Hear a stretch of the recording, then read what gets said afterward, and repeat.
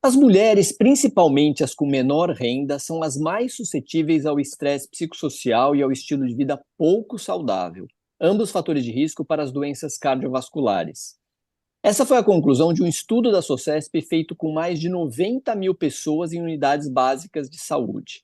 O tema é tão importante que nós iremos debater ações de prevenção com duas integrantes do SOCESP Mulher. Doutora Ieda Jatene, seja muito bem-vinda. Obrigada. E doutora Salete Nassif, é muito bom ter você por aqui. Muito obrigada, Luquete. Bom dia a todos.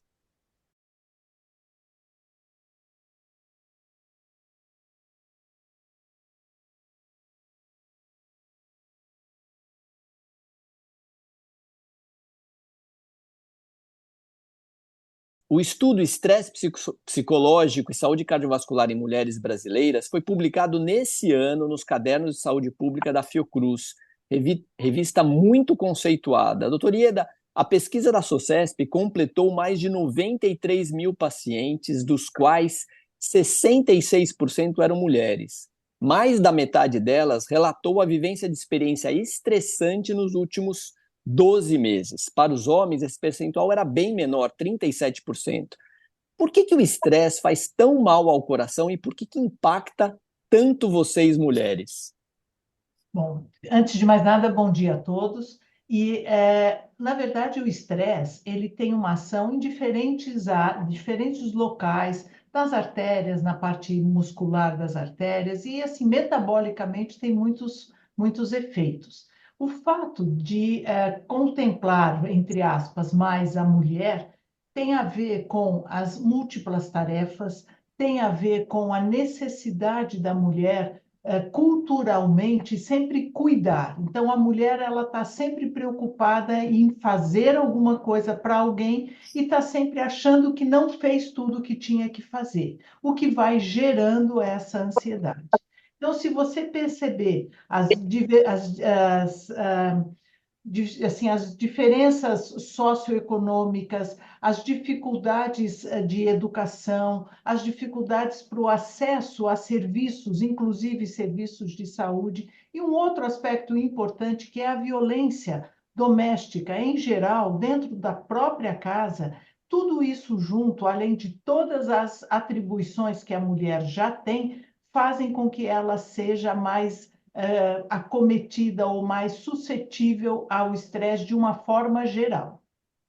Bom, então vamos ver com a doutora Salete se há como atenuar esse estresse e quais seriam as estratégias. Porque no estudo da SOCESP, o grupo feminino teve autopercepção intensa e grave de estresse doméstico de 28% contra 13% dos homens. 11% de estresse social, 26% delas apontaram estresse de ordem financeira. O trabalho da SOCESP deixa claro o quanto todo tipo de estresse afeta essas mulheres. Então, qual que é a estratégia para vencer esse volume tão estressante para vocês?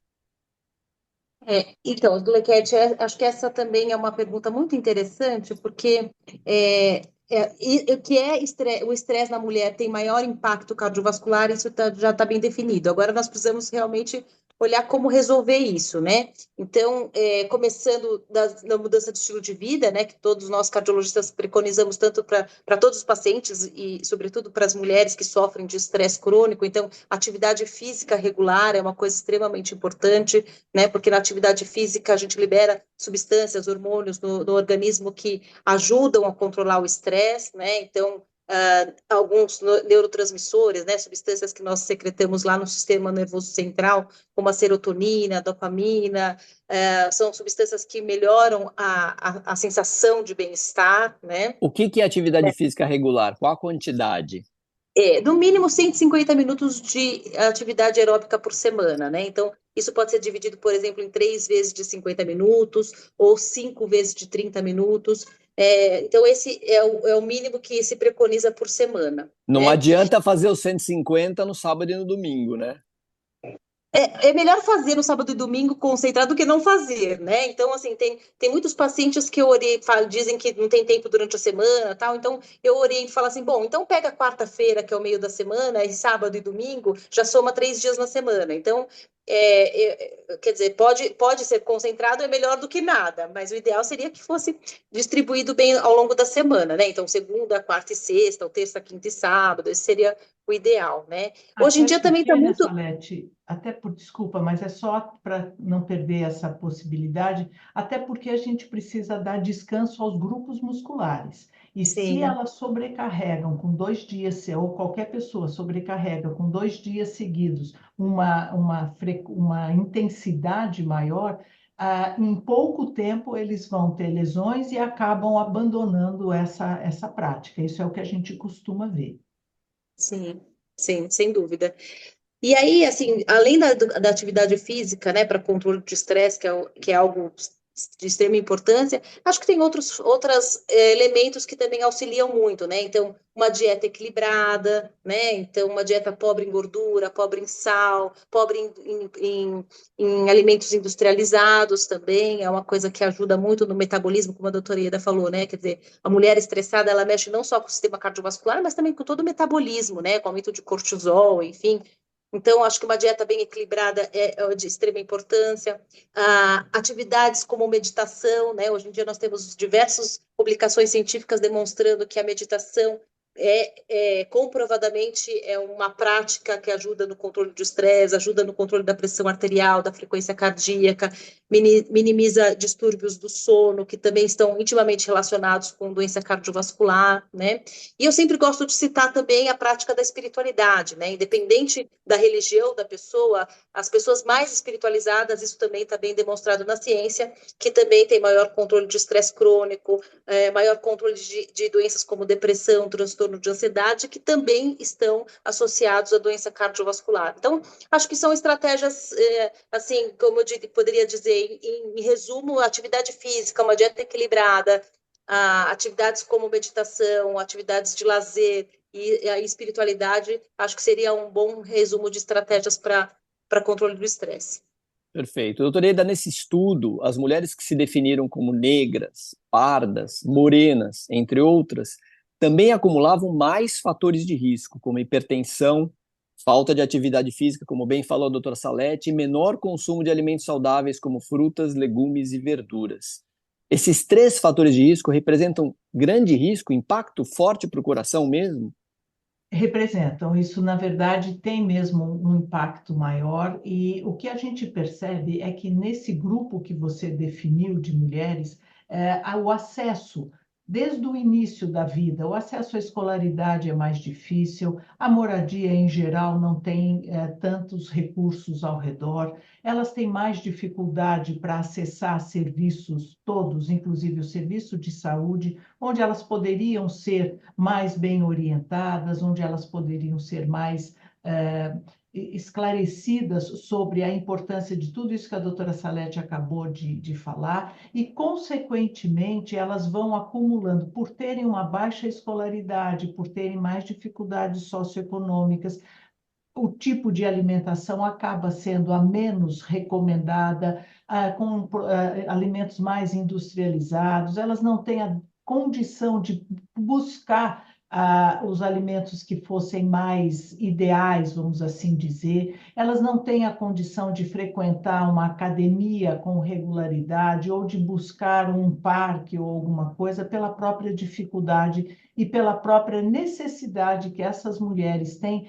de se envolverem nos problemas familiares, e às vezes são elas que mantêm a casa, muitas vezes são mães solteiras e acabam tendo que acumular muitas atividades, além do que a gente sabe que habitualmente a mulher já acumula. Então, a gente vê que nesse grupo de mulheres que você elencou no início, elas realmente têm uma dificuldade maior e uma rede de suporte menor, que, na maioria das vezes, quanto maior é o poder aquisitivo, quanto maior é a escolaridade, maior probabilidade das mulheres terem uma rede de apoio maior, pessoas para ajudar, próprios familiares, mas ou então pessoas adequadas para fazer isso. Então, realmente, este grupo de mulheres tem uma dificuldade maior e, consequentemente, um impacto maior na doença cardiovascular, que se agrava especialmente após a menopausa.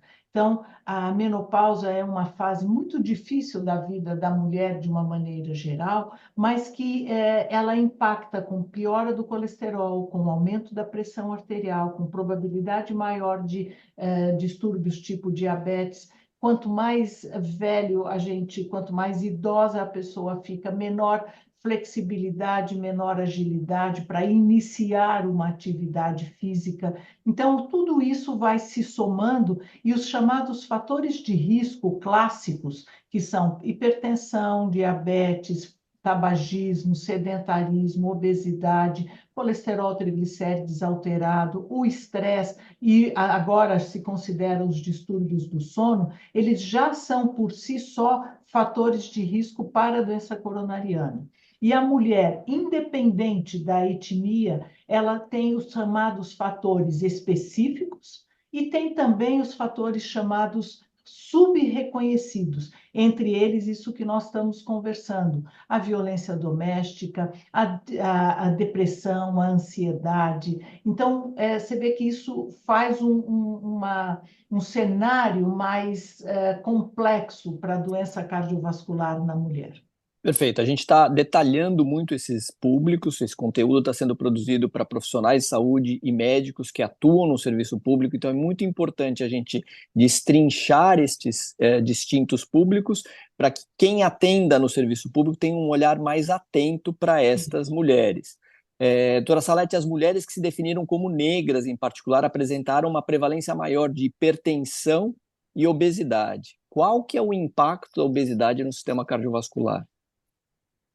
O impacto é extremamente grande, né? Então, a pessoa que é obesa, tanto mulher quanto homem, ela tem uma, que a gente chama de síndrome metabólica, né? Uma descarga de hormônios, uma resistência à ação da insulina nas células, diversas repercussões que impactam diretamente o sistema cardiovascular. Então, não só o coração, as artérias do coração, a estrutura do coração, a sua parte estrutural, que eu quero dizer, assim, o tamanho das câmaras cardíacas, das válvulas também ficam alteradas. Então, em geral, a pessoa que é obesa, ela pode ter o que a gente chama de hipertrofia excêntrica do coração, o coração aumenta de tamanho, altera suas estruturas, e também a obesidade e toda essa descarga hormonal, essa resistência insulínica que é consequência da obesidade, também repercute nos outros vasos sanguíneos. Então, por exemplo, nos vasos das carótidas, que são aqueles vasos aqui do pescoço que levam sangue para a cabeça,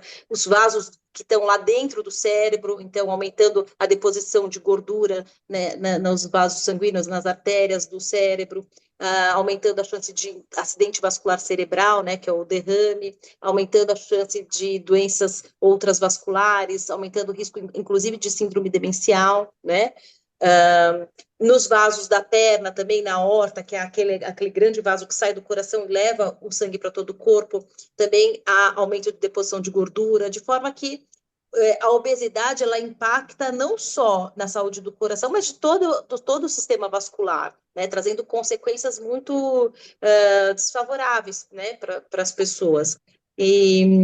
Desculpa, era obesidade e Obesidade e hipertensão, mas hipertensão a gente já tinha hipertensão. falado bastante. A questão mesmo, Isso, a minha pergunta era voltada sobre a mais para a obesidade. obesidade, então, assim, além disso, claro, a obesidade, além de todas essas repercussões negativas do sistema cardiovascular, você tem, ao longo dos anos, também uma repercussão muito negativa no sistema osteoarticular, né? Então, a pessoa começa a sofrer de artrose no joelho, no quadril, na coluna, dores difusas. Então, no resumo, a obesidade, ela traz muitas comorbidades, né? Muitas consequências negativas para a saúde.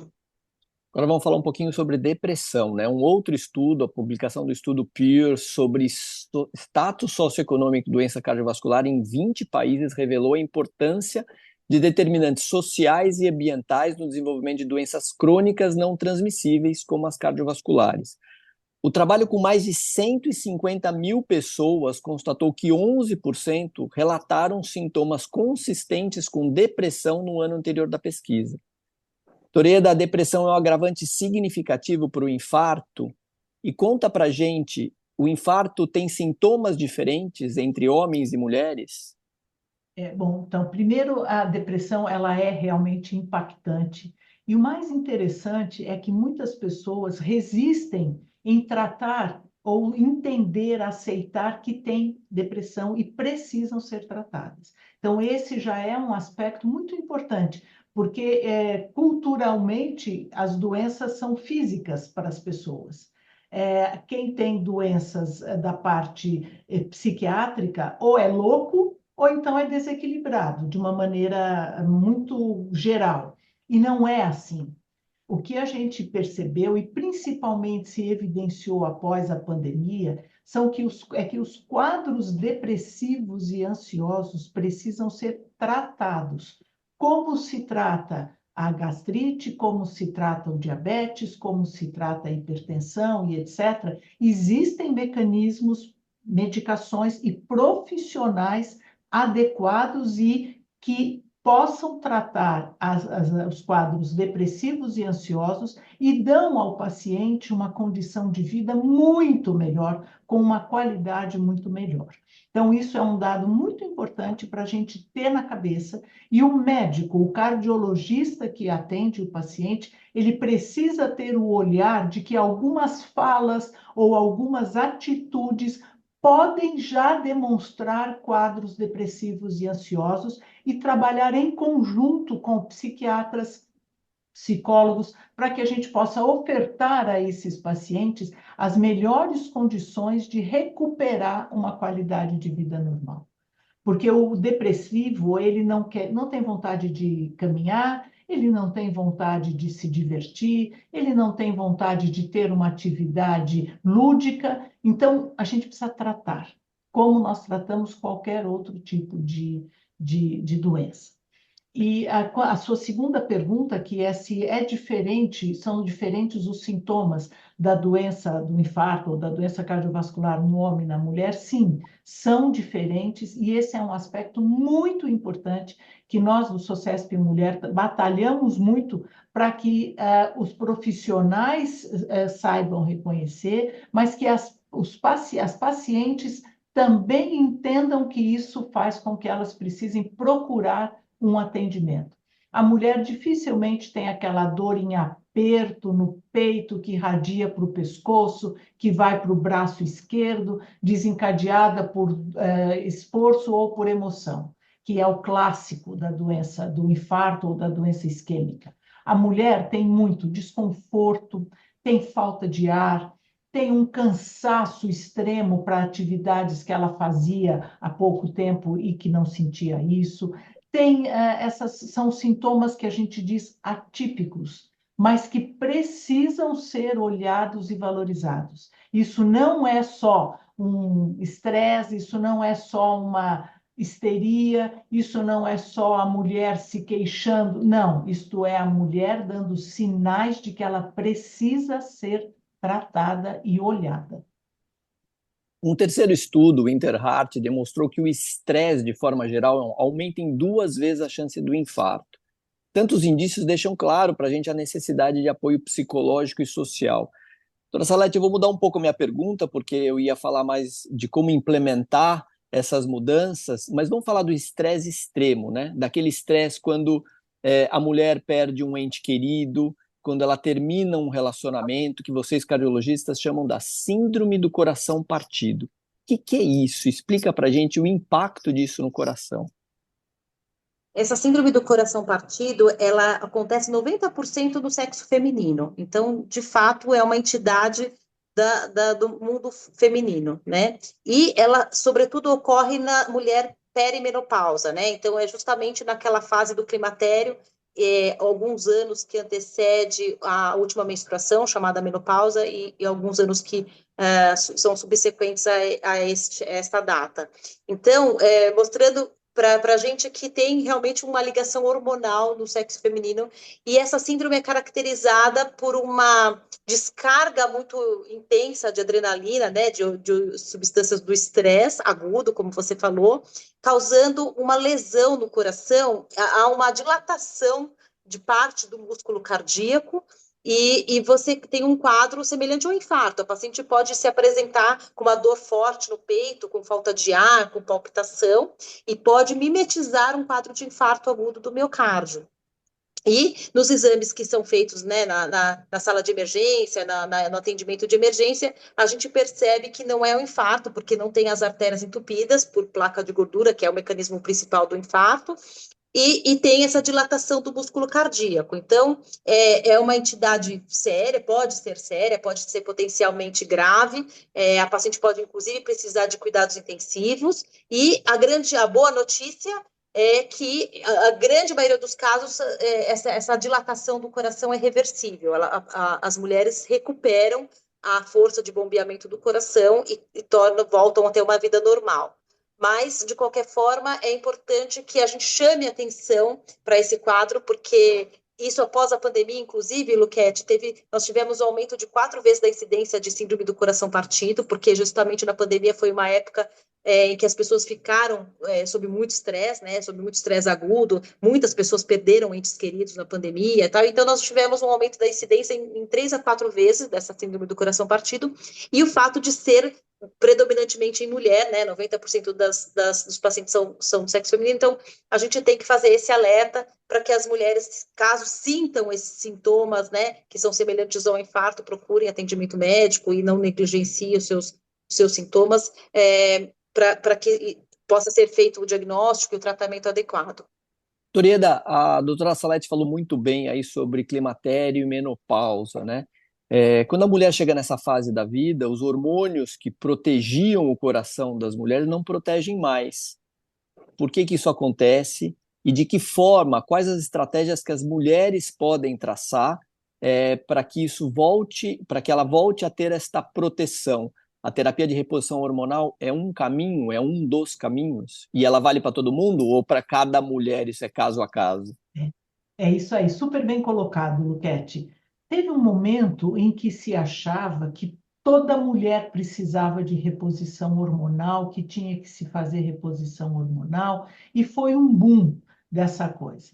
Depois se regrediu isso e hoje se chegou a um termo em que, nos casos em que há sintomatologia ginecológica, ou seja, os calores, esses fogachos, alterações de mucosas e que necessitam de reposição hormonal, isso deve ser feito sempre em conjunto com o ginecologista e o cardiologista, considerando se a mulher tem mais risco, menos risco, mais sintomas da parte ginecológica ou menos, e a necessidade de se repor, quer seja estrogênio, quer seja progesterona, mas muito importantemente a gente precisa alertar para o uso indiscriminado da testosterona, porque a testosterona usada de forma indiscriminada, de forma leviana, eu diria, ela tem efeitos muito importantes, além dos efeitos externos de queda de cabelo, de engrossamento da voz, de mudança do físico, porque muitas mulheres buscam os chamados chips da beleza, que graças a Deus foram proibidos e etc. Mas, assim, elas buscam para um corpo bonito, para uma silhueta mais atraente, esquecendo que isso tem grande custo. Colesterol bom fica muito baixo, existem várias alterações que são prejudiciais. Então, a reposição hormonal, ela deve ser feita quando necessária, em conjunto com o ginecologista e especialmente num período de até 10 anos após a menopausa. Após 10 anos da menopausa, não tem nenhum sentido se começar reposição hormonal. Embora não se tenha prazo para parar a reposição hormonal quando ela é feita, não tem nenhuma indicação para depois de 10 anos de menopausa, da data da menopausa, você iniciar reposição hormonal. E muito, muito importante é a parceria do cardiologista com o ginecologista, considerando os riscos da parte cardiológica, a necessidade ginecológica de se usar e o que se vai oferecer de melhor qualidade de vida para essa paciente, que sofre com os fogachos, que é mais depressiva, que não tem, que tem dificuldade de exercer as suas atividades, porque precisa de hormônio que pode ser usado muito da forma tópica, ou seja, de gel e de coisa, não necessariamente tomar por via oral, podem ser usados via vaginal. Isso vai depender muito da condição ginecológica da mulher, da indicação e da necessidade dela fazer. É sim importante, muito, é um aspecto muito importante, mas que precisa ser olhado com muito cuidado. Perfeito, cada caso é um caso. Agora, mudando um pouco de assunto, doutora Salete, muitas mulheres recorrem ao cigarro e ao álcool para atenuar o estresse. Mas esses caminhos a gente sabe que apenas empurram os problemas para frente e transformam em uma bomba relógio, não é? Qual é o impacto do tabaco? E aí eu falo tabaco de forma geral, né? Tanto o cigarro quanto aqueles vapes, por não ter combustão e as pessoas acham que é inofensivo, e o álcool no organismo feminino. Essas substâncias são extremamente deletérias, né? Tanto para o homem quanto para a mulher. Mas a mulher, quando comparada ao homem, nos estudos que tratam desses fatores de risco, demonstram que existe um risco maior ainda no sexo feminino, né? Então, a mulher que fuma, até por uma questão também de combinação muitas vezes com anticoncepcional, com o uso de hormônio, vira realmente um fator de risco extremamente importante, aumentando o risco de trombose, não só de artérias, né, no coração, como o infarto, ou no sistema neurocentral, mas também trombose venosa, né, das pernas. Então, realmente, o cigarro é extremamente deletério e, quando comparado ao homem, o peso é maior de risco para a mulher do que para o homem. Assim também para a bebida alcoólica. Até pela natureza da mulher, do metabolismo que a mulher tem de metabolizar o álcool, ela tem menor capacidade de metabolismo do que quando comparado ao homem. É claro que tem mulheres, sempre tem, né, as exceções, tem mulheres que bebem bastante bebida alcoólica e que não tem um efeito importante, mas a grande maioria das mulheres, elas metabolizam de maneira mais lenta a bebida alcoólica do que o homem. De forma que também, por conta disso, né, porque metaboliza menos, acaba tendo mais ação do álcool em todos os órgãos e tendo mais ação deletéria. Né? E o álcool tem repercussão na pressão arterial, ela pode ter lesão direta no músculo cardíaco, né, no miócito, na célula cardíaca. Então, realmente, tanto o cigarro quanto o álcool para a mulher é muito deletério e, quando se comparado ao homem, ela tem um peso maior. Então, há que se evitar ao máximo, né, esses dois hábitos que são negativos e acho que é uma das coisas também que auxilia, né, na orientação das mulheres é dizer isso, quer dizer, quando a mulher ingere bebida alcoólica e fuma, ela tem muito mais prejuízo do que o homem. Só complementando, recentemente eu entrevistei a doutora Jacqueline Scholes, que é uma especialista no estudo do tabaco, e ela, fazendo uma meta-análise de diversos estudos, constatou que o cigarro reduz em 14 anos a vida das mulheres e em 10 a vida dos homens. Então, corroborando aí do impacto do tabaco no organismo da mulher. Doutora Salete, muito obrigado pelas suas explicações. Eu que agradeço, foi um grande prazer contribuir aqui com o Sucesso por Mulher e contribuir com a disseminação desses conhecimentos da doença cardiovascular na mulher, que realmente tem as suas peculiaridades e que é importante que a gente dissemine esses conhecimentos. Agradeço muito a oportunidade. Doutora Eda, muito obrigado também pela sua participação.